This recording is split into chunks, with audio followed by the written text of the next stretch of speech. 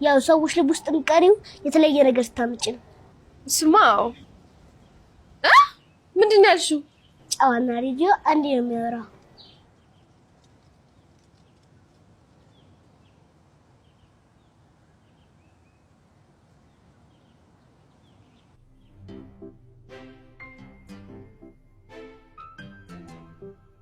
ጨዋና ሬዲዮ አንዴ ነው የሚያወራው ያለች?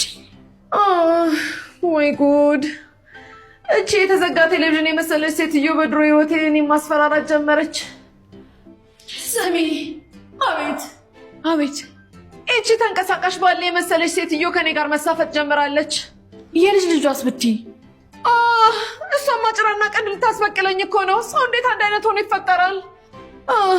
አደባን ማስያዝ አለብኝ። መድኃኒት ቢኖራት እኮ እቀይርልሽ ነበር። ኧረ ወዲያ! እኔ መጀመሪያ አንቺን መቀየር አለብኝ።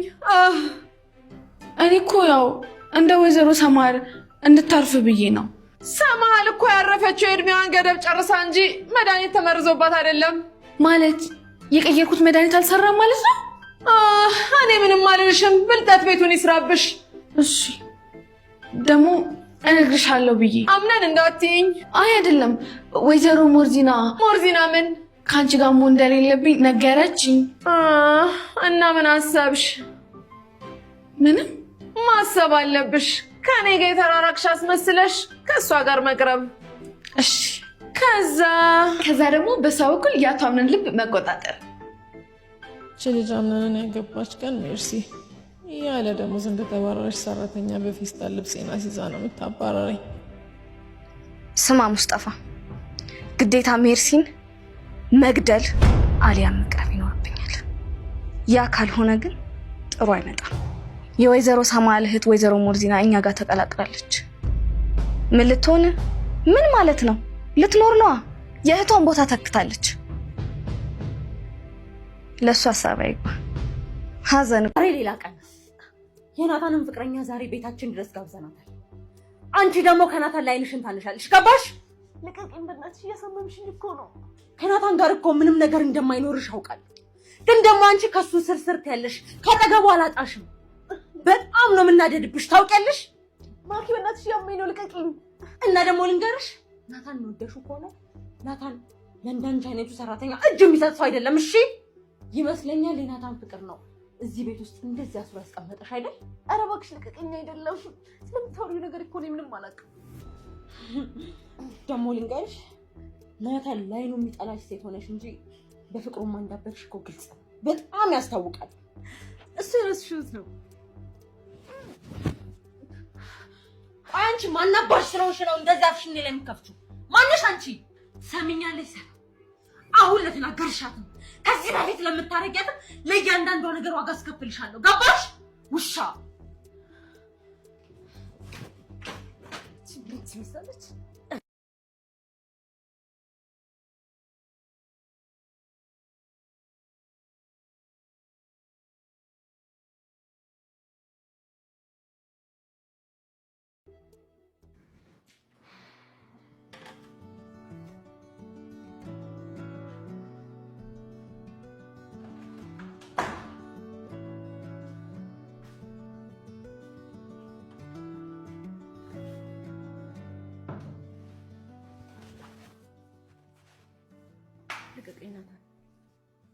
ቆይ ሰላም፣ ለምን ነው እንደዚህ የምትሆኝ?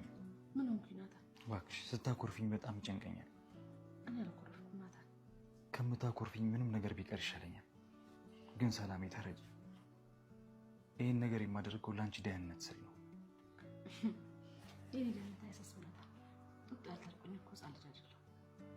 እሺ ራሴን እጠብቃለሁ ብለሽ ካልሽ አስተዋውቅሻለሁ። እውነትህን ነው? እንደዚህ አትደሰች ሰላም። በዚህ ሰዓት በጣም የሚያስከፋኝ ነገር ነው እያደረግሽ ያለሽው። አውቃለሁ ናታን፣ ግን ደግሞ እንዲሁ እፈልጋለሁ። እሺ ይሆንልሽ። በቃ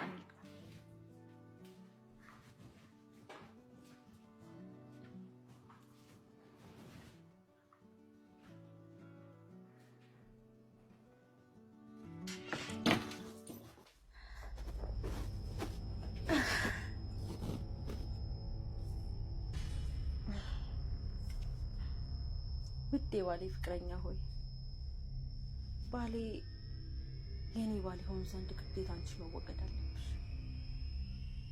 መቼም ቢሆን ባሌን አሳልፌ አልሰጥሽ።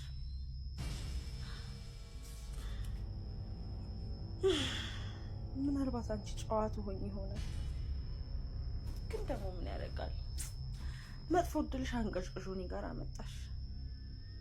ምስኪን ደግሞ የሚያሳዝነው እኮ የመጨረሻ ራትሽን ከኔ ጋር ነው የምትበይው። የምድር ላይ የመጨረሻ ራትሽ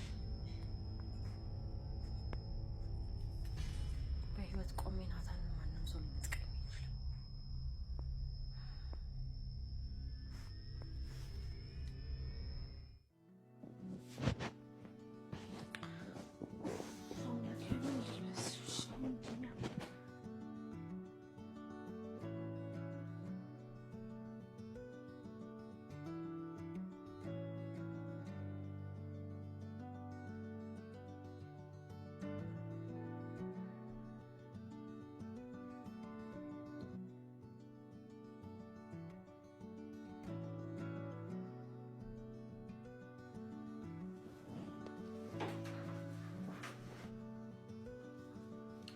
ጨረሽ?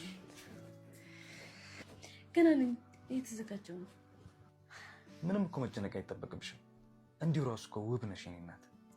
ዛሬማ በውበት ላይ ውበት መደረብ አለብኝ። ለምን? እኔ እኮ እንዳላሳፍረክ ብዬ ነው። ሰላም ተይኝ፣ እንደሱ አትበይ። እኔ ባንቺ መቼም አፍሬ አላውቅም። ይልቁን ቶሎ ቶሎ በይና ልበሽና እንውጣ። እሺ በቃ ተረጋጋ። ታዲያ